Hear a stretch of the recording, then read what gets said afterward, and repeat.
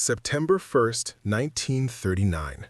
At first light, the ground begins to vibrate, not from artillery, not from marching boots, but from engines. German Panzer columns roll forward across the Polish border, moving with a speed that feels unnatural for war. Tanks do not pause to consolidate. They do not wait for infantry to catch up. They advance continuously, punching through defenses that were designed for a slower, older kind of conflict. Within days, cities fall, roads are seized, command structures collapse. To the world watching, it appears that warfare itself has been solved by steel. The Panzer becomes more than a weapon. It becomes an idea. Newspapers describe armored spearheads slicing through resistance. Military observers speak of a new era where speed and armor dominate everything else. Inside the tanks, crews begin to believe the same story. Bullets strike the hull and do nothing. Enemy soldiers scatter or surrender. The battlefield feels asymmetrical, tilted permanently in favor of machinery. For the men sealed inside steel, war no longer feels personal. It feels mechanical. But this dominance rests on a fragile assumption that enemies will continue to fight tanks the wrong way, that they will stand in open fields, that they will rely on outdated weapons, that they will panic. And for a time, that assumption holds. But war has a way of teaching faster than doctrine.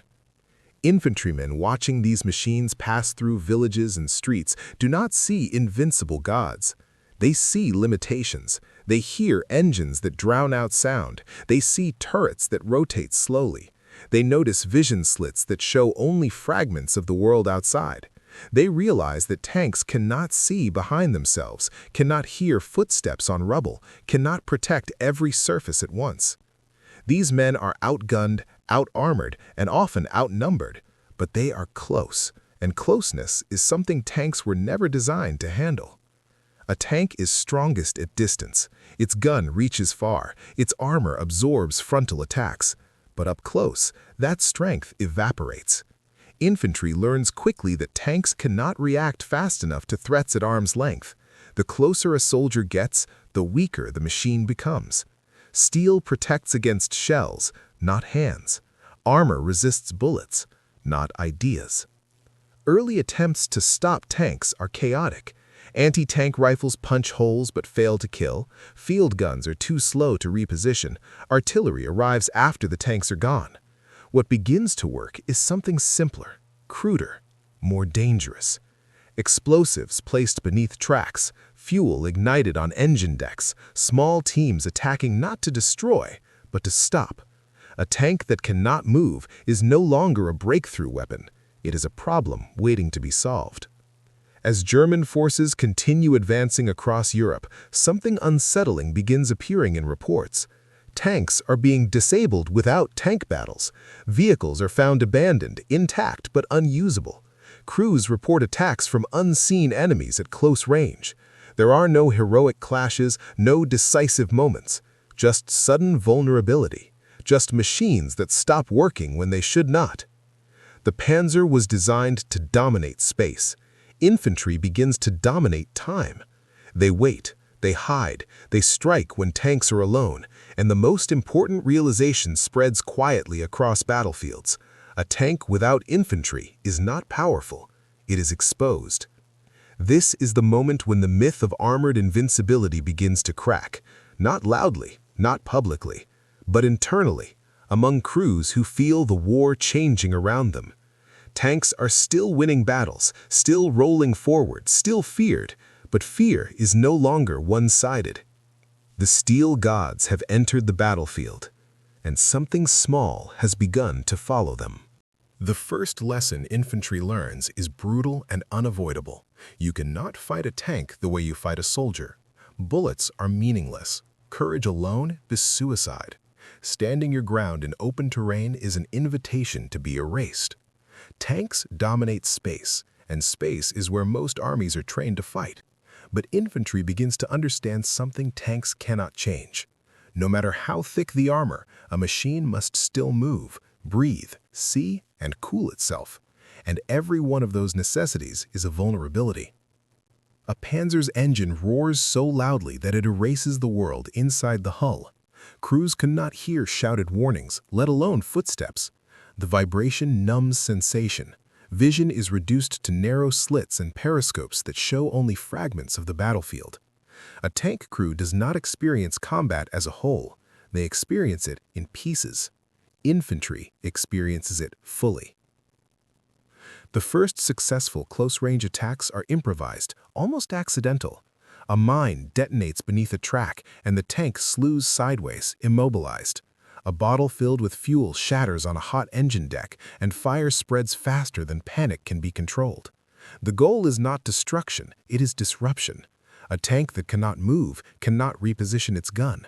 A tank that cannot move becomes predictable, and predictability is lethal. Molotov cocktails, crude and dangerous, become weapons of equalization. They are not reliable, they often fail, they sometimes kill the men throwing them. But when they work decisively. Fire does something explosives cannot always do. It creates terror inside a sealed space. Smoke fills the compartment, heat rises instantly. Crews cannot see, cannot breathe, and cannot escape easily. Armor becomes a trap. Infantry units begin to refine these encounters. They learn to approach from behind, where armor is thinnest and vision weakest. They learn to attack in teams, not alone. One man distracts the turret, another moves to the engine deck, another waits to strike when the crew bails out. These tactics are not taught formally at first. They spread through observation, survival, and whispered instruction. German tank crews notice the shift before commanders do. They feel it in hesitation. Advancing without infantry support suddenly feels dangerous. Crews begin requesting escorts more frequently. When infantry lags behind, tanks slow down. The tempo that once defined blitzkrieg begins to fracture. Speed gives way to caution. Caution gives infantry time. Night becomes the infantry's ally. Tanks are even blinder in darkness. Engines glow. Exhaust heat is visible. Crews are exhausted, cramped, and tense. Infantry moves when machines sleep. Tanks that dominate daylight become liabilities after sunset. Attacks come quietly. Sometimes nothing happens at all, and that uncertainty is worse than action. Reports from multiple fronts describe the same phenomenon. Tanks are not being defeated by superior firepower. They're being defeated by inevitability. Infantry cannot stop every tank, but it does not need to. It only needs to stop enough of them to force change. As this pattern spreads, something fundamental shifts in the psychology of armored warfare. Tanks were meant to inspire fear. Now they feel it. Crews begin sleeping inside their vehicles, afraid to exit. Others refuse to advance without infantry cover. The machine that once embodied dominance now requires protection. This is not the collapse of armored warfare. It is its transformation. Tanks are still powerful, still essential, but no longer supreme. Infantry has discovered the truth that will define the rest of the war. Armor wins battles, but only when it is not alone. The hunt has begun, and the hunters are learning. By 1942, the battlefield KPI changes. Open fields were the tank's natural market. Cities, however, are hostile operating environments. Streets compress movement. Buildings fracture sightlines. Elevation multiplies threats. Inside urban terrain, a tank's value proposition starts to underperform. Infantry figures this out fast. Cities turn tanks into linear assets. A panzer can only advance where the street allows it. It cannot sidestep rubble. It cannot rotate freely. Every intersection becomes a choke point. Every window becomes a firing position. The tank that once dictated engagement terms now reacts instead of acts. Urban combat strips tanks of situational awareness. Periscopes show streets, but not rooftops. Turrets rotate slower than threats appear. Infantry doesn't need to penetrate frontal armor anymore. Gravity does the work. Attacks come from above, from basements, from behind walls that weren't part of the original threat model. German after-action reports from Stalingrad read like risk assessments gone wrong. Tanks advance without infantry clearance and disappear within minutes. Some are disabled by mines buried under debris. Others are swarmed by soldiers emerging from doorways and sewers. The engagement window collapses from minutes to seconds. This is where the nickname Cockroaches emerges. Infantry appears everywhere, vanishes instantly, and survives conditions that machines cannot. Tanks fire blindly into buildings that swallow shells without consequence. Ammunition drains, engines overheat, crews panic. A tank surrounded in a city is not powerful, it is exposed. Anti-tank weapons evolved to meet this environment. Magnetic mines are slapped directly onto armor. Satchel charges are dropped into engine grills. Grenades are pushed through open hatches. These are not elegant solutions. They are close, violent, and personal. Urban tank combat becomes a contact sport. Infantry squads restructure. One team tracks the tank. Another suppresses supporting infantry. A third moves in for the kill. This is no longer improvisation. This is doctrine emerging in real time. The learning curve is steep, and it is written in casualties, but it works. German commanders respond by restricting tank usage in cities. Tanks are reassigned to fire support roles, firing from distance rather than leading advances. This is a strategic downgrade. Tanks were meant to break defenses, not sit behind them. The city has inverted the hierarchy. Psychologically, this matters. Tank crews report higher stress in cities than on open fronts. They cannot see their enemy. They cannot predict attacks. Every shadow is a potential threat. Infantry, by contrast, gains confidence. They have proof now. Tanks can be beaten repeatedly. By late 1943, the data is undeniable. Urban environments neutralize armored dominance unless infantry leads every move. Tanks no longer spearhead assaults. They follow. The battlefield has forced a pivot. The cockroaches have optimized their niche, and the tank is no longer the apex predator. If cities broke the tank's dominance, forests buried it. Armored doctrine was built on speed, visibility, and coordination. Forests offer none of these. Trees compress formations. Roots and mud cripple tracks. Lines of sight collapse to a few dozen meters. Radios fail. Units lose cohesion. What was once a synchronized advance becomes a series of isolated machines pushing blindly forward. Infantry understands this immediately. Forests are not obstacles to them. They are concealment. They move between trees without leaving tracks. They hear engines long before they see armor. Sound becomes intelligence. Direction becomes predictable. A tank in a forest is loud, slow, and obvious. Ambushes become the standard operating model. Infantry waits until tanks commit to narrow paths. The first tank is disabled, then the last. The column is trapped. What happens next is methodical. Tracks are targeted. Engines are set ablaze. Crews are forced to abandon vehicles or suffocate inside them. This is not heroism. It is systems thinking under fire. Anti-tank rifles, obsolete against frontal armor, suddenly regain relevance. Shots are aimed at optics, machine gun mounts, exposed suspension components. A blinded tank is worse than a destroyed one. It cannot fight. It cannot retreat. It can only sit and wait. Mud amplifies every problem. Tracks clog. Engines strain. Recovery vehicles cannot reach disabled armor. A single immobilized tank can block an entire advance for hours or days. Infantry uses this delay aggressively. Mines are laid. Escape routes are cut. The forest becomes layered defense. German Panzer units on the Eastern Front report increasing losses without clear engagements. Tanks are lost without ever firing their main gun. Commanders struggle to quantify the threat.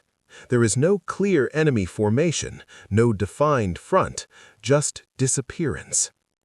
Forests also destroy coordination between tanks and supporting infantry. Trees separate units. Visibility is inconsistent. Infantry escorts lag behind or advance too far ahead. Tanks find themselves unsupported at the exact moment they need protection most. At this stage of the war, infantry anti-tank training becomes formalized. Manuals now emphasize terrain exploitation. Close-range attacks are no longer last resort tactics, they are expected outcomes. Soldiers are taught not to fear tanks, but to stalk them. Psychologically, the shift is complete. Tanks no longer feel unstoppable. Crews begin requesting forest clearance before advancing.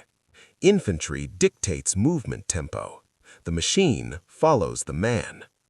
By 1944, forests across Europe and Asia are littered with abandoned armor, not destroyed by superior machines, but defeated by terrain and patience.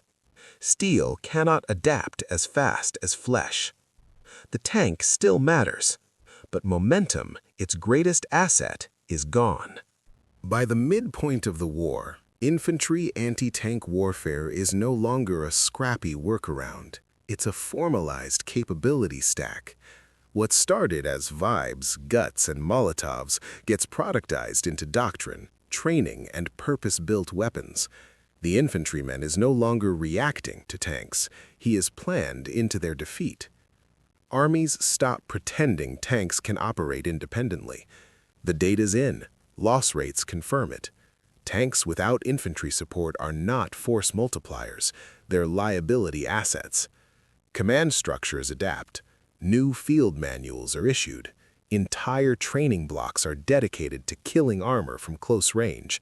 This is no longer niche knowledge passed between veterans. It's standardized onboarding. Weapons evolve fast. The Panzerfaust changes the equation overnight. Cheap, disposable, and lethal at close range, it gives individual soldiers tank-killing authority. No setup, no crew, no prolonged exposure. One shot, one opportunity, one burned-out vehicle. The bazooka follows similar logic. Infantry doesn't need parity, it just needs sufficiency. This is a psychological pivot point. Tank crews know now that every bush, every doorway, every ridgeline might be armed. Armor thickness matters less when the threat can appear anywhere. The battlefield threat model expands infinitely. Confidence drops. Engagement rules tighten. Tanks slow down not because they want to, but because they have to. Infantry doctrine becomes layered. Mines to shape movement, suppressive fire to isolate supporting troops, dedicated tank hunter teams to execute the kill.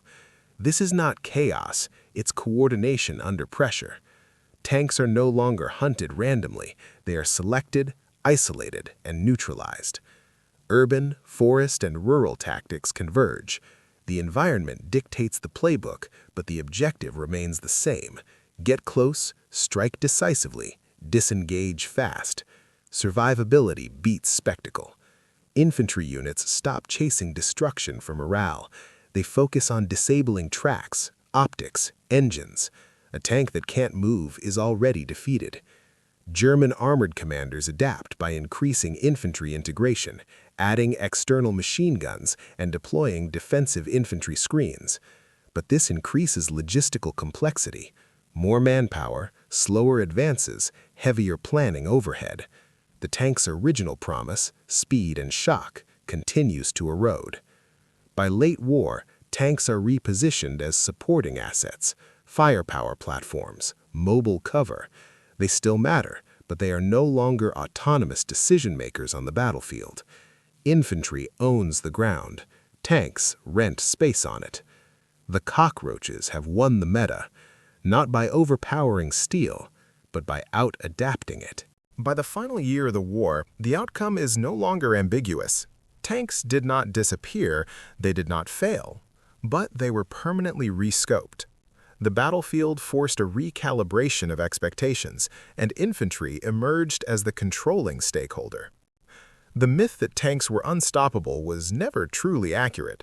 It was a first-mover advantage narrative, effective early, brittle under sustained pressure. Once infantry adapted, the illusion collapsed. Steel could dominate terrain, but it could not own it. Ownership belongs to whoever can stay, hide, adapt, and return after impact. Infantry checks every box. Post-war doctrine quietly admits this. Armored units are redesigned around combined arms integration. Tanks no longer lead alone. Infantry is embedded by default. Recon, air support, engineers, and logistics are fused into a single operating system. The tank becomes a premium feature inside a larger platform, not the platform itself. This lesson scales forward. Modern battlefields still echo World War II. Advanced armor exists, but so do advanced infantry weapons. Drones replace rooftops. Missiles replace satchel charges. Forests and cities are still armor's worst environments. The technology changes, the dynamic does not. Close-range threats remain decisive. Visibility remains a liability. Human adaptability continues to outperform mechanical predictability. Even today, the infantryman is still the final authority on terrain. Tanks can project force, but they cannot clear buildings, hold intersections, or search forests. They cannot confirm control. Infantry does that. Always has, always will. The nickname Cockroaches was meant as an insult. It failed. Cockroaches survive pressure. They adapt to hostile environments. They exploit cracks in systems that look invincible from the outside. In war, that's not weakness. That's resilience. The story of tanks versus infantry was never about who was stronger. It was about who could change faster. And in every environment where machines reached their limits, the infantry was already there, waiting. End of documentary.